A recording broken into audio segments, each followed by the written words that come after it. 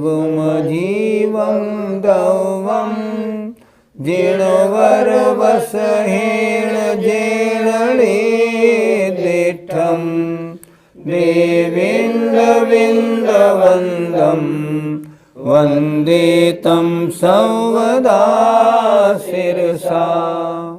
पंच परमेष्टि भगवान की जय।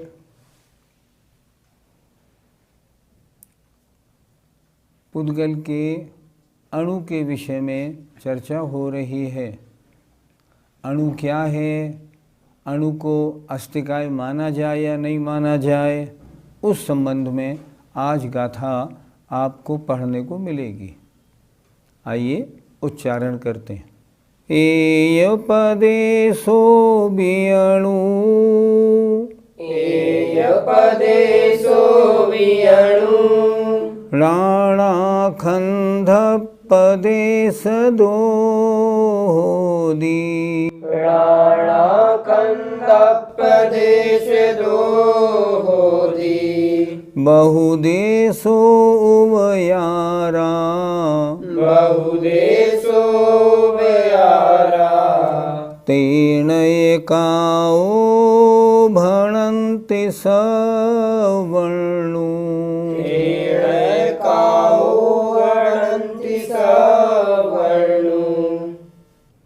प्रश्न है, ये गाथा आचार्य ने क्यों लिखी? उत्थानिका क्या है? उत्थानिका ये है, हमने माना कि जीव द्रव्य, धर्म अधर्म, आकाश द्रव्य को आपने अस्तिकाय कह दिया, लेकिन पुद्गल द्रव्य तो परमाणु है, फिर परमाणु को आपने अस्तिकाय क्यों कहा? उसको भी आप काल द्रव्य की तरह अस्तिकाय से निकाल देते। तो आचार्य ने ये गाथा लिखी, देखें जरा। एय पदेशो विअणु, एक प्रदेशी होते हुए भी जो अणु है, राणा माने अनेक प्रकार के स्कंद प्रदेश वाला हो जाता है, अर्थात और अणुओं से जुड़ के 2 प्रदेशी, 4 प्रदेशी, असंख्यात प्रदेशी हो जाता है।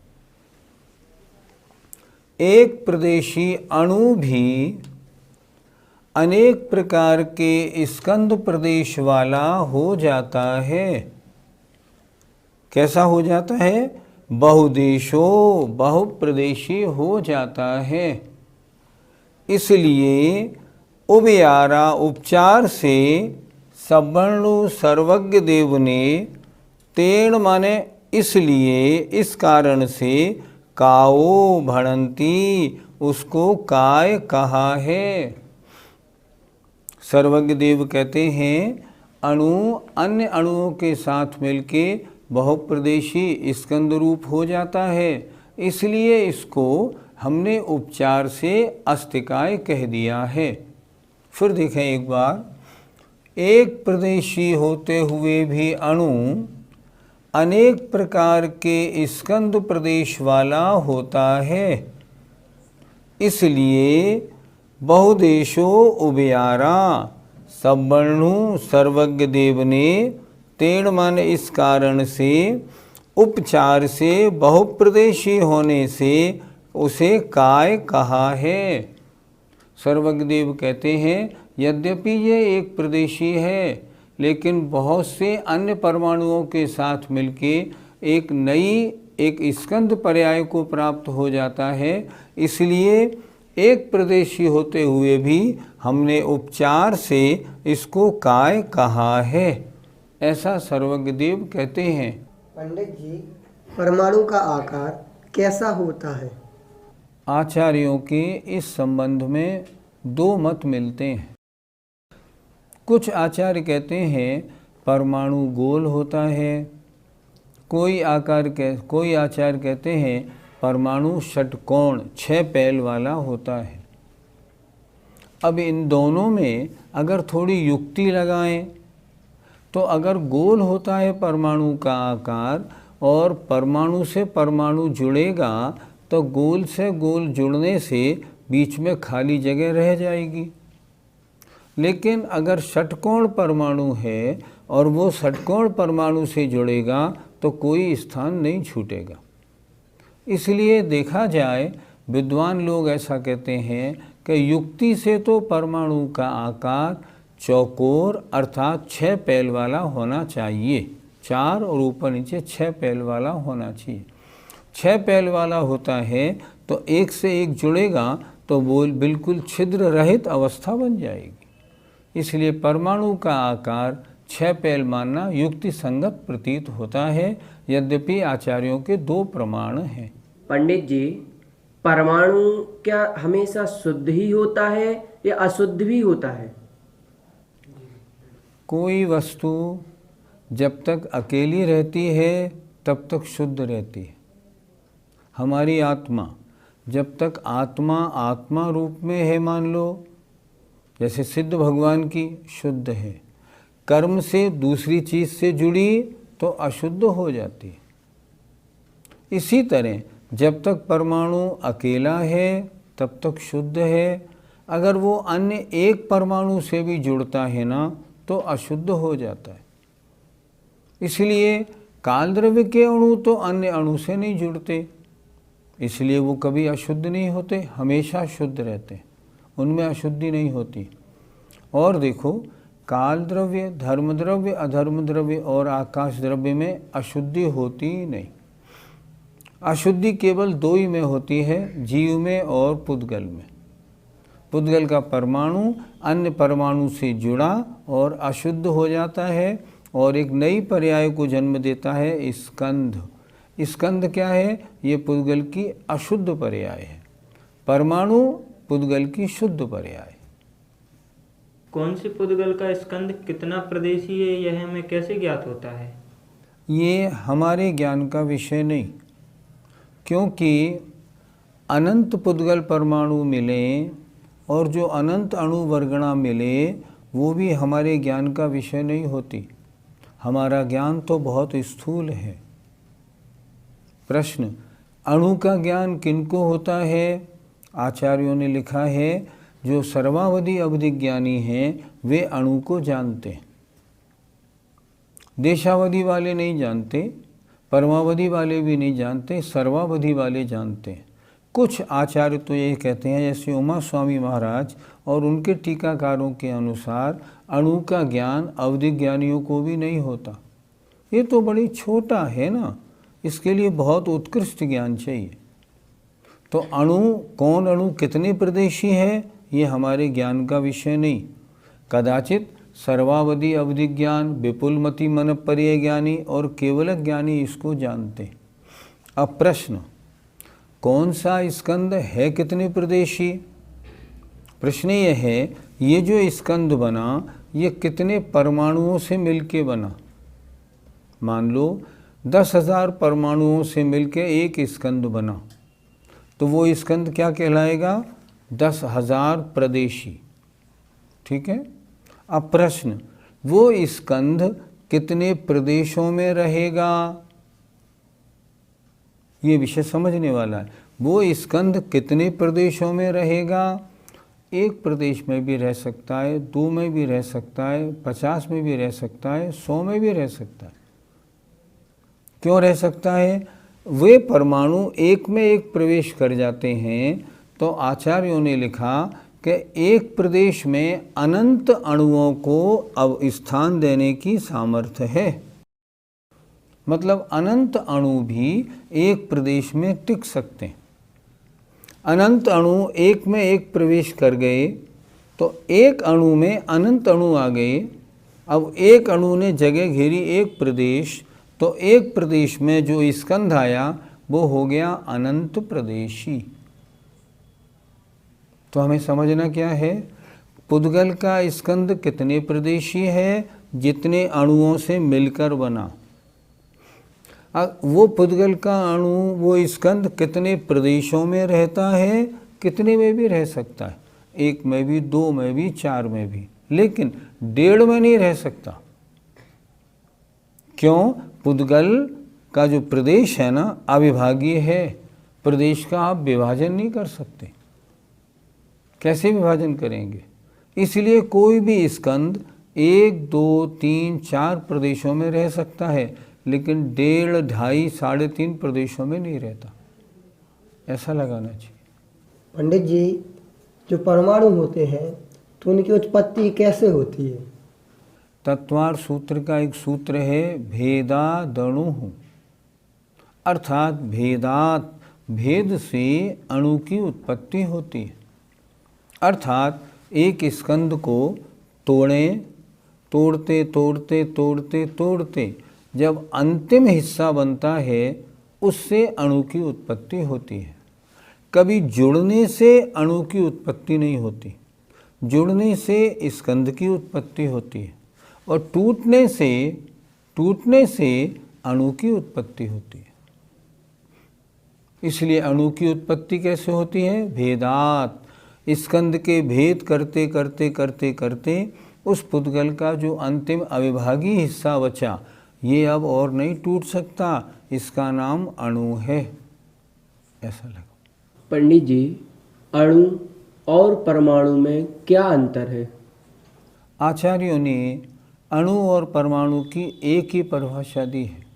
जैन शास्त्रों के अनुसार अणु और परमाणु 2 तरह के नहीं होते, दोनों शब्द पर्यायवाची।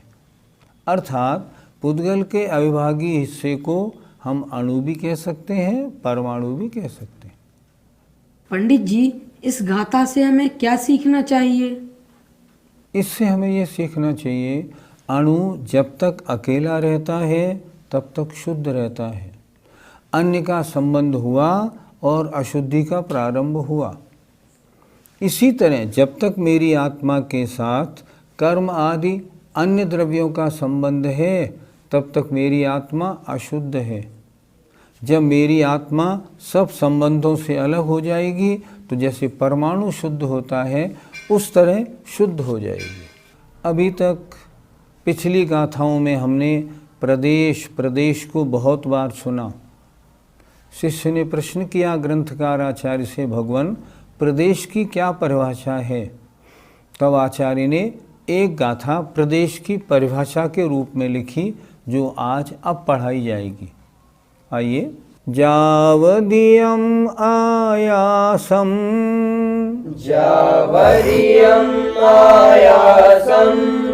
अविभागी पुग्गलाणुवटद्धम्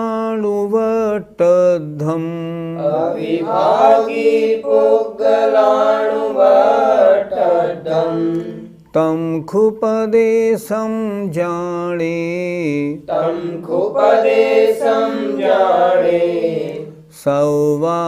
सौवाणोत्थान दानरिहम्।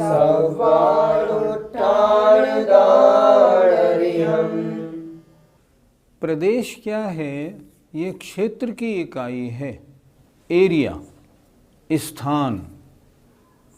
जितना स्थान एक परमाणु रोकता है, उतने स्थान को कहते हैं एक प्रदेश। आइए गाथा देखें। जावदियम जितना, आयासम आकाश को, जितने आकाश को एक अविभागी पुद्गल का अणु वट्टद्धम रोकता है। फिर देखें, जावदियम आयासम जितना आकाश एक अविभागी पुद्गल परमाणु पुद्गल अणु और वट्टद्धम पुद्गल के अणु के द्वारा रोका जाता है, तब माने उसे, खू माने निश्चय से, पदेशम प्रदेश जानना चाहिए। वह प्रदेश कैसा होता है? समस्त अणुओं को, देखें कितने इसमें शब्द दिए हैं, सव, अणु, ठाण, दान और यम, 5 शब्द हैं इसमें। समस्त, सब माने समस्त अणुओं को स्थान देने में समर्थ है। नीचे वाली पंक्ति अच्छी तरह देखें, सव समस्त, अणु माने अणुओं को, ठाण माने स्थान, दान माने देने में समर्थ होता है। एक प्रदेश में जितने भी अनंतानंत अणु हैं पूरे संसार में, सब भी आ जाएं तो एक अणु में समा सकते हैं। कारण एक अणु में दूसरा अणु प्रवेश कर जाता है और प्रदेश में अवगाहन शक्ति आकाश में है, इसलिए कोई आपत्ति नहीं पड़ती। पंडित जी, आकाश के एक छोटे से हिस्से पर कितने द्रव्य रह सकते हैं? हम अंगुल का असंख्यात्मा भाग, समझो सुई की नोक से भी छोटा, इतना आकाश ले लें। इस आकाश में अनंतानंत तो निगोदिया रह सकते हैं, क्योंकि एक साधारण शरीर इससे भी छोटा होता है, इतना ही बड़ा कहा है शास्त्रों में। और प्रत्येक जीव के साथ अनंतानंत अनंतानंत कर्म परमाणु और हैं, वो भी उसमें रह सकते हैं। तीसरी बात, असंख्यात काल द्रव्य के अणु भी उतने स्थान में रह सकते हैं। एक उतने आकाश के छोटे हिस्से में ये द्रव्य कैसे रह सकते हैं? अवगाहन शक्ति के कारण, एक दूसरे को स्थान देने के कारण। अब यहाँ कितने द्रव्य हैं? 6 द्रव्य हैं, लेकिन आपस में टकरा तो कोई नहीं रहे। धर्म द्रव्य भी हैं, अधर्म भी हैं, आकाश भी है, काल भी है, जीव भी है, पुद्गल भी है, लेकिन टकराहट तो नहीं हो रही। इसी तरह उस आकाश के अंगुल के असंख्यात में भाग, सुई की नोक से भी छोटे हिस्से में अनंतानंत जीव, उनसे अनंत गुणे पुद्गल के परमाणु और असंख्यात काल द्रव्य के अणु आराम से रह सकते हैं। ये जैन धर्म ये बताता है कितना सूक्ष्म वर्णन जैन धर्म में है। क्यों है इतना सूक्ष्म? सर्वज्ञ देव ने देखा है और कोई तो इसको देख ही नहीं सकता, इसलिए औरों को तो बड़ा अचंभा सा लगता है इन बातों में, लेकिन ये बातें परम सत्य हैं। आकाश के अनंत प्रदेश होते हैं, जीव के असंख्यात प्रदेश होते हैं, तो ये किसने नापे हैं?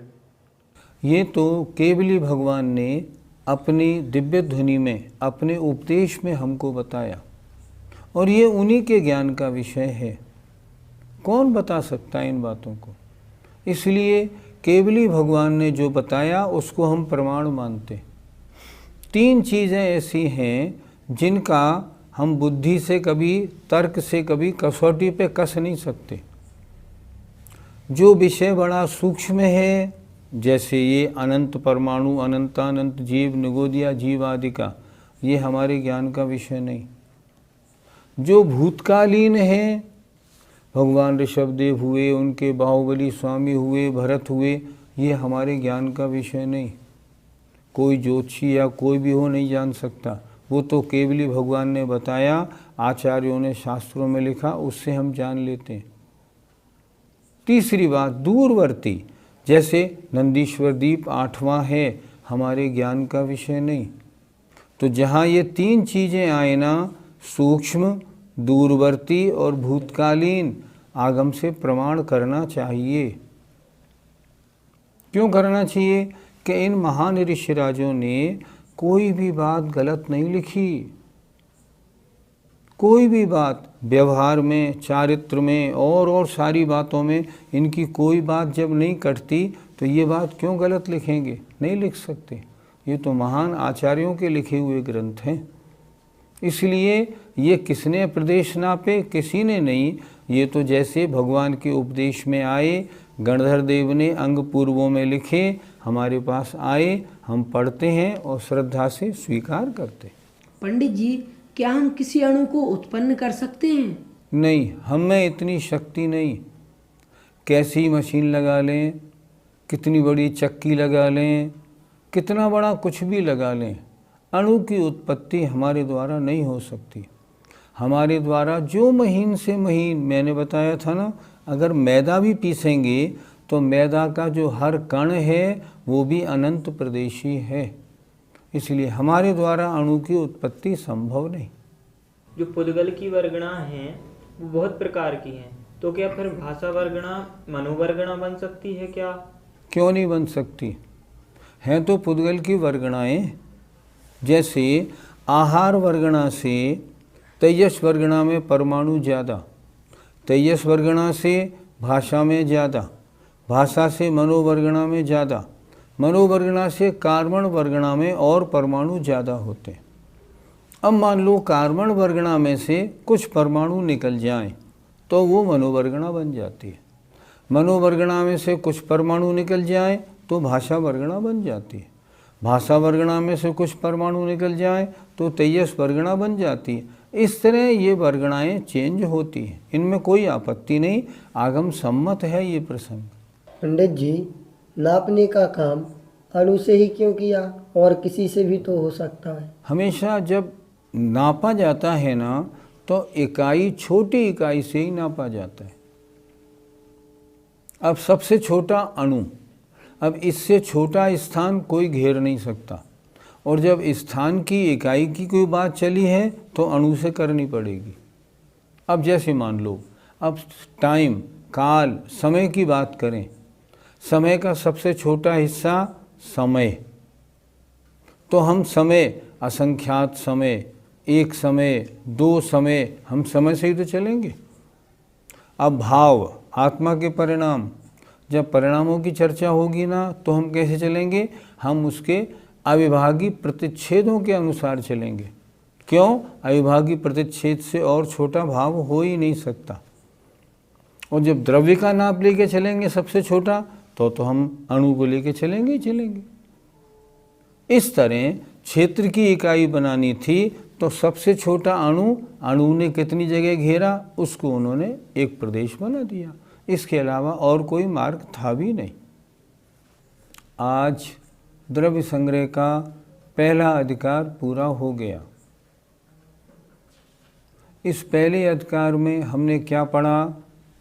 द्रव्य कुछ जीव हैं और कुछ अजीव हैं।